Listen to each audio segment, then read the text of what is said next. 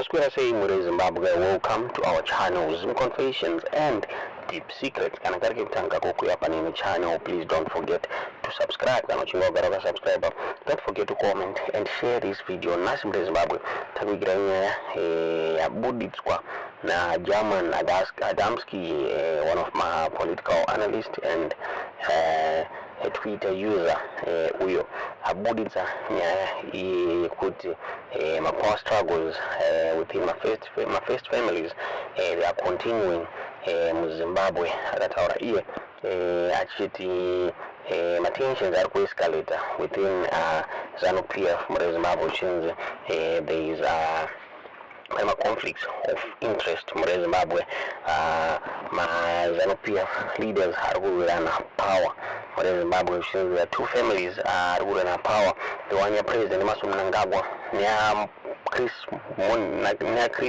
Mutsvangwa, as they are fighting for power. Tingazie kuti nyaya buritswa German Adamski the chokwadi here Zimbabwe.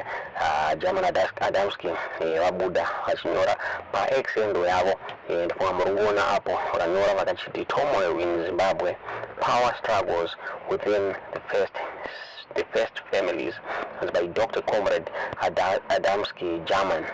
In recent developments from Zimbabwe, tensions have escalated within the corridors of power as conflicting interests vie for control. At the center of this turmoil, are the two families, that of President Emerson Mnangagwa and the duo of Chris and Monica Mutsvangwa.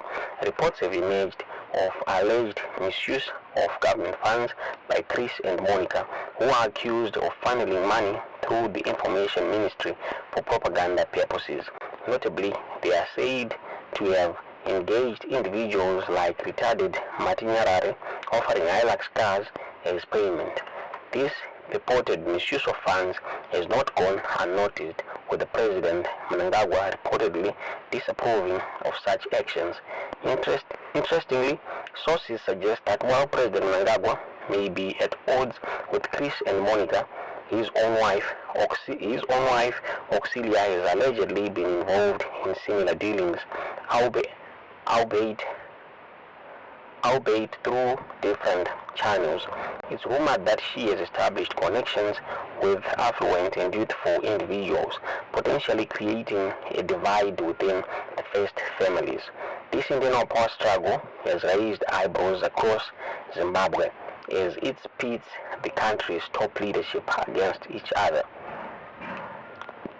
With President Mnangagwa taking the helm in what seems to be the battle for control, the implications for Zimbabwe's political landscape remain uncertain. Observers note the irony in situation as the very individuals entrusted with leading the nation are now embroiled in a conflict that threatens stability as the war of influence unfolds. The future direction of Zimbabwe hangs in the balance, with implications that could reverberate throughout the region.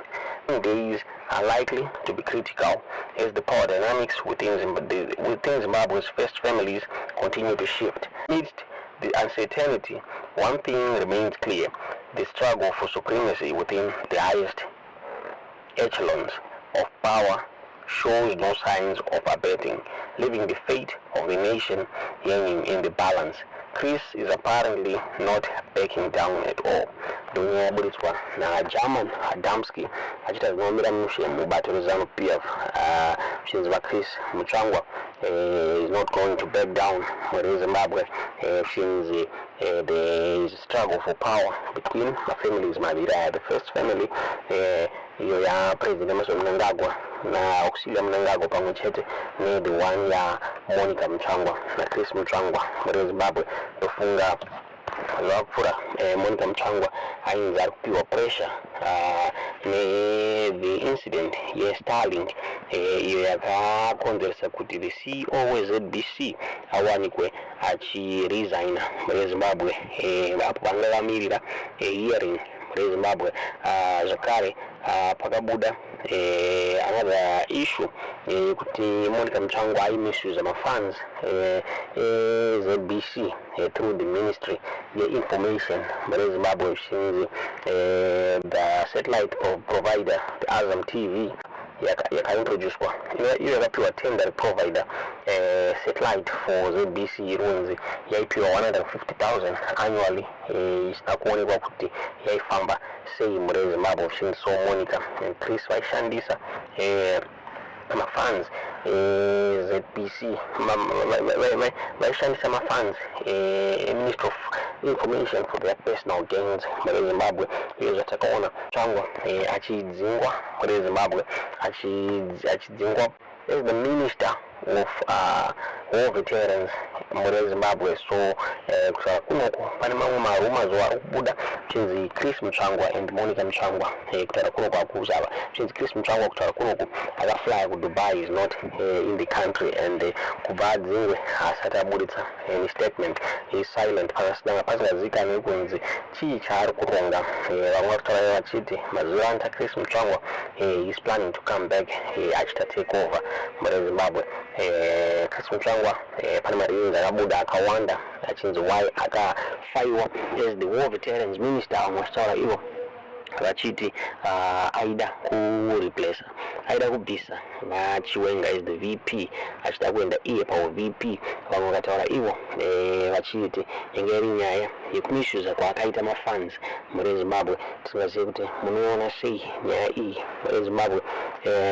Zvakare vamwe vaitaura vachiti Chris Mutsvangwa akaita an argument during a meeting naPresident Emerson Mnangagwa zvinova izvo zvakonzeresa kuti awanikwe achifaiwa as the War Veterans Minister.